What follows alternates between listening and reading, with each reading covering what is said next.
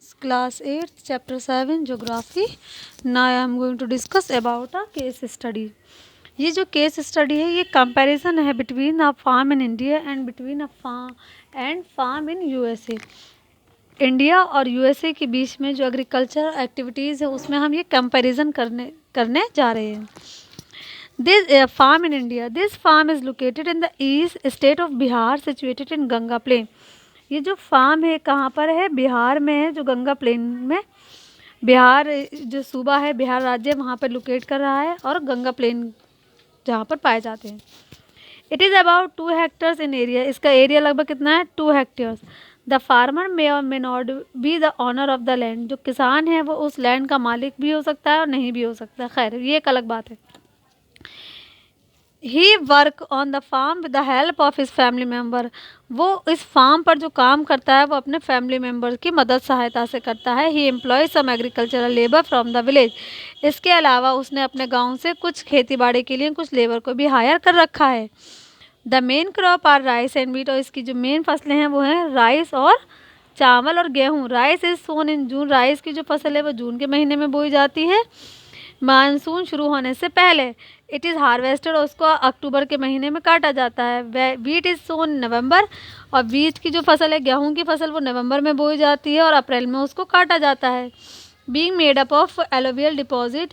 और इसके लिए हमें एलोवियल डिपॉजिट, सॉइल, मिट्टी की ज़रूरत होती है. सॉइल फर्टाइल होनी चाहिए. It allows a farmer to grow third crop. और अगर ऐसा होता है तो ये इस तरह की कंडीशंस अगर हों तो फार्मर वहाँ पे तीसरी फसल भी उगा सकते हैं. Consisting watermelon. जैसे कि उसमें कौन कौन सी फसलें जो तीसरी उगा सकते हैं, जैसे कि तरबूज है, क्यूकम्बर है. और ये फसलें कब उगाई जाती हैं? अप्रैल से मई के दरमियान, यानी अप्रैल मई में. कुछ सब्जियां ऐसी हैं जैसे कि ल्यूगमस आर आल्सो ग्रोन. ये सब्जियां भी उगा सकते हैं किसान.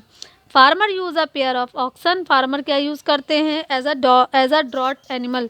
यानी कि अपने खेत को जोतने के लिए वो बैल का इस्तेमाल करते हैं. आल्सो हैज़ अ काव एंड अ फ्यू हैंस. इसके अलावा गाय वगैरह का भी वो इस्तेमाल करते हैं.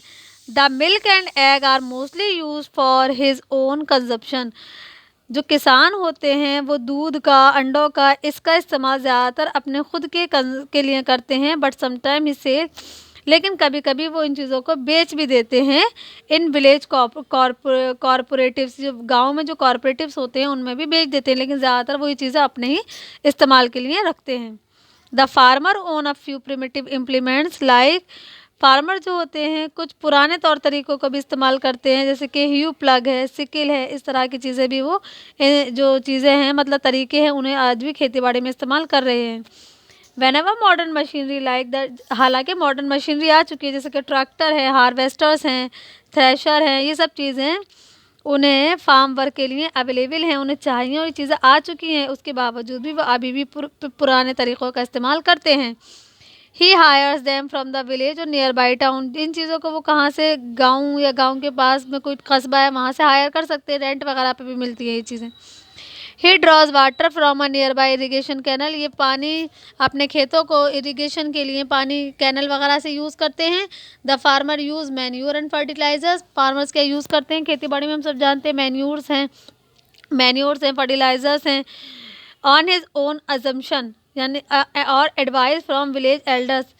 तो ये जो फर्टिलाइजर्स और मैन्यूर इस्तेमाल करते हैं फार्मर्स, ये अपने हिसाब से इस्तेमाल करते हैं. जो इनके बड़े बुजुर्ग इन्हें मशवरा देते हैं उसके हिसाब से इस्तेमाल करते हैं. He also uses some insecticide. कुछ इंसेक्टिसाइड भी इस्तेमाल करते हैं. If there is flood or drought. अगर मान लीजिए बाढ़ आ जाती है, सूखा पड़ जाता है, तो there are chances that his entire produce will be damage. तो उन्हें इस बात का पूरा वहाँ पर ये ख़तरा होता है कि उनकी जो पूरी फसल है वो बर्बाद हो सकती है.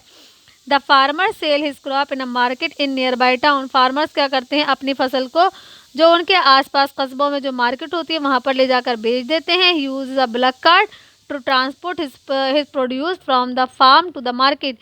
अपनी फसल को मार्केट तक ले जाने के लिए, अपने प्रोडक्ट को मार्केट तक ले जाने के लिए फार्मर ट्रांसपोर्ट के लिए जो बैलगाड़ियाँ होती हैं उसका इस्तेमाल करते हैं. Since there is no storage facility, इनके पास किसी तरह की कोई स्टोरेज फैसिलिटी अवेलेबल नहीं होती, he has to sell his produce at whatever price the wholesale purchaser in the market is willing to pay, और वो मजबूर होते हैं अपनी क्रॉप को, अपने प्रोड्यूस को होल सेलर को परचेज़ करने के लिए मार्केट में जो वो उसकी पे दे रहा होता है, क्योंकि वो उसको स्टॉक करके या स्टोर करके रखने की उनके पास किसी तरह की कोई फैसिलिटी नहीं होती। तो ये हालात है हमारे इंडिया में एग्रीकल्चर सेक्टर में।